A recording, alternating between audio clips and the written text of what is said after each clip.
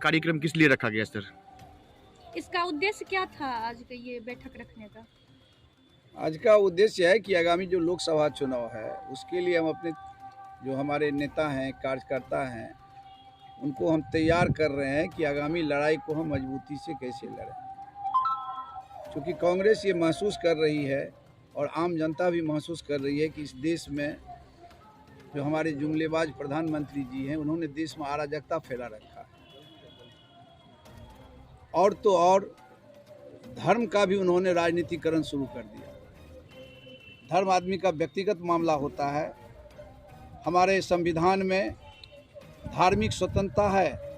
हमारे संविधान में सारी व्यवस्था की गई है कि हमारे देश की जो मूलभूत संरचना है, बाबा भीमराव अंबेडकर, डॉक्टर राजेंद्र प्रसाद जो संविधान सभा थी, उन्होंने देश को एक बेहतर संविधान दिया जो विश्व का सर्वोत्तम संविधान है। पता नहीं प्रधानमंत्री जी को इस संविधान से क्या चीर है कि सारी जो लोकतांत्रिक संस्था है उसको ये ध्वस्त कर रहे हैं। बेरोजगारी चरम सीमा पर है, महंगाई बढ़ती जा रही है, जुमलेबाज थम नहीं रहे हैं। 15 लाख से इन्होंने शुरू किया था खाता, 2 करोड़ लोगों की नौकरी देने की बात थी, महंगाई की बात थी, महिला उत्पीड़न हो रही है, पहलवान मेडल लौटा रहे हैं, बड़े बड़े जो महापुरुष हैं वो अपना विभूषण जो मिला था वो उसको लौटा रहे हैं। लेकिन प्रधानमंत्री जी मीडिया के माध्यम से पूरा फील गुड महसूस कर रहे हैं, कहते हैं कि 400 से हम पार जाएंगे। ऐसा अभिमान तो रावण को भी नहीं देखा गया था। रावण का भी बहुत बड़ा अभिमान था, लेकिन रावण रथी बिरथी रघुवीरा, ये रामायण में एक पंक्ति है। तो अभी राहुल गांधी जी उसी नफरत को तोड़ने के लिए भारत जोड़ो न्याय यात्रा निकाले और दोनों कड़ी एक दूसरे से है। हम प्रधानमंत्री जी को आपके माध्यम से आगाह करना चाहते हैं कि अहंकार में इतना नहीं डूब जाएं। यह हिंदुस्तान है। यहाँ के लोगों ने गोलियां खा करके, जेल जा कर के, महात्मा गांधी के रहनुमाई में बड़े बड़े जो घराने थे, पंडित नेहरू 13 साल अपनी जवानी का जेल में बिता दिया आज़ादी के लड़ाई के लिए। सैकड़ों हजारों बहुत घर हैं मिथिलांचल में जिनके घर से बलिदान हुआ, जिनके घर से स्वतंत्रता सेनानी अभी भी मर गए हैं। लेकिन अभी मैं आ रहा था तो बता रहे थे 2-4-5 आदमी रास्ते में कि हम स्वतंत्रता सेनानी के परिवार से हैं।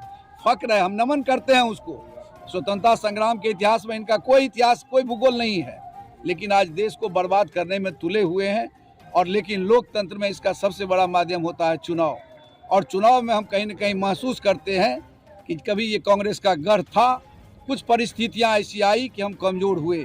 आज हम उसको पुनः मजबूती प्राप्त करने के लिए हमारे जितने सेनापति हैं, आज जो बैठे हुए हैं, हमारे बड़े बड़े लीडर हैं, अपने अपने एरिया के, अपने अपने गांव के, अपने अपने क्षेत्र के छत्रप हैं, उन सबों को एकत्रित करके हम रणनीति बनाने के लिए आए हैं कि हम सब कुछ से इनका संघर्ष करने के लिए और इनका जवाब देने के लिए तैयार हैं कि लोकसभा चुनाव में इंडिया गठबंधन की जीत हो। सर, जिस प्रकार आपको पूछना हो तो कुछ सर, जिस प्रकार से आरजेडी और बीजेपी ने झंझारपुर और मधुबनी में अपने अलग अलग अध्यक्ष बनाए हुए, तो क्या आप लोगों की भी कुछ ऐसी प्लानिंग है कांग्रेस की? हमारे कांग्रेस के अध्यक्ष अभी आपके सामने में बैठे हुए हैं। सभी पार्टी को अपना अपना जिला अध्यक्ष, प्रखंड अध्यक्ष बनाने का अधिकार है। और हमारा प्रखंड अध्यक्ष अभी इन्होंने बताया कि मैक्सिमम हमारे प्रखंड अध्यक्ष आए हुए हैं। विधानसभा जो प्रभारी बनाया गया है वो आए हुए हैं। हम भी मॉनिटरिंग कर रहे हैं जिला को, प्रखंड को, ऑल इंडिया से। अभी इन्होंने बताया आपको अपने संबोधन में कि खड़गे जी ने मीटिंग लिया था और खड़गे जी के नेतृत्व में जो मीटिंग हुई उसमें हम लोग को टास्क दिया गया। हम लोग भी उसी कमी को ढूंढने के लिए, और ये तो इंफ्रास्ट्रक्चर तो सभी पार्टी का है, कांग्रेस का तो आज से नहीं, आज़ादी की लड़ाई से इंफ्रास्ट्रक्चर शुरू हुआ। कुछ कमियां आई, कुछ जड़ता आई। हम चुनाव कहीं नहीं लड़ रहे थे, बहुत तरह इस तरह का मौका आया, उस जड़ता को हम दूर कर रहे हैं। बीजेपी के 2024 बेकार रहेगा। 2024 में इनका सफाया होगा। अब तो और मौका दे दिया नीतीश जी ने।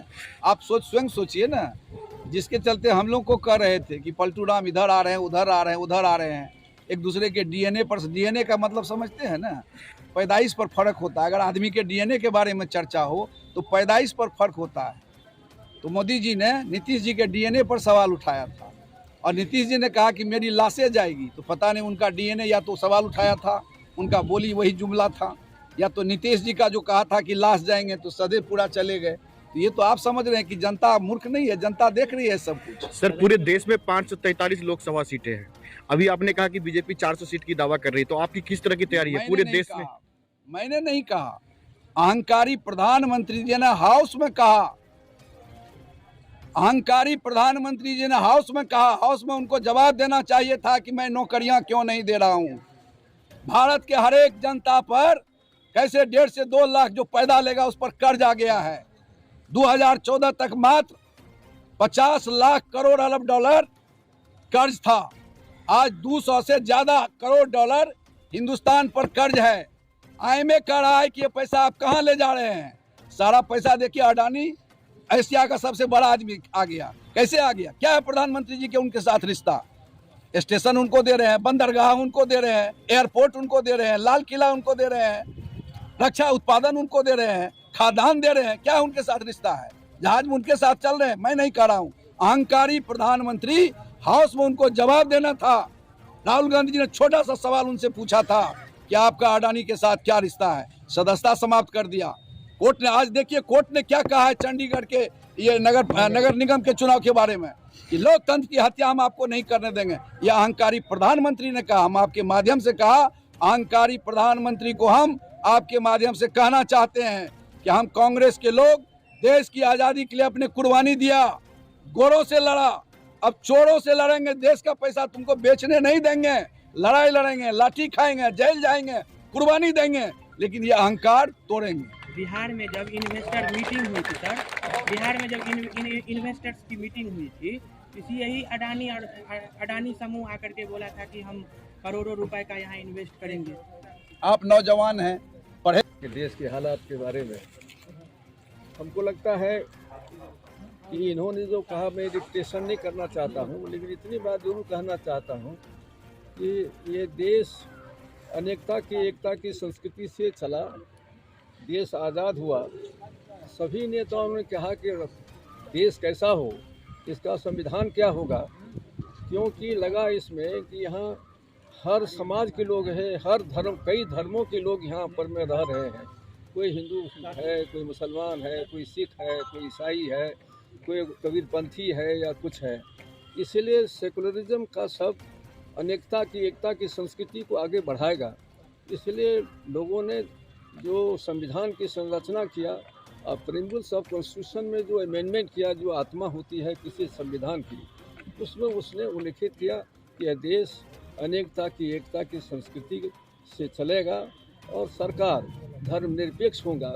सरकार किसी धर्म और मजहब को ले करके सरकार नहीं चलाएगा, बल्कि कोई भगवान को मानेगा उससे हर्ज नहीं है, कोई आदमी खुदा को माने उससे हर्जा नहीं है, लेकिन सरकारी कामकाज के लिए सरकार के लिए कोई एजेंडा अपने लिए नहीं बनाना होगा।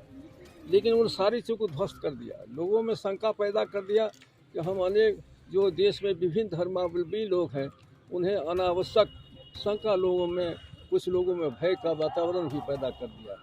इसलिए हम जानते हैं कि आपको बताए होंगे, हमारे जो प्रभारी हैं यहाँ काम करने के लिए अभी आए हुए हैं, तो उन्होंने ये अनेकता, उन्होंने सब सारी चीज़ विस्तार से कह दिया।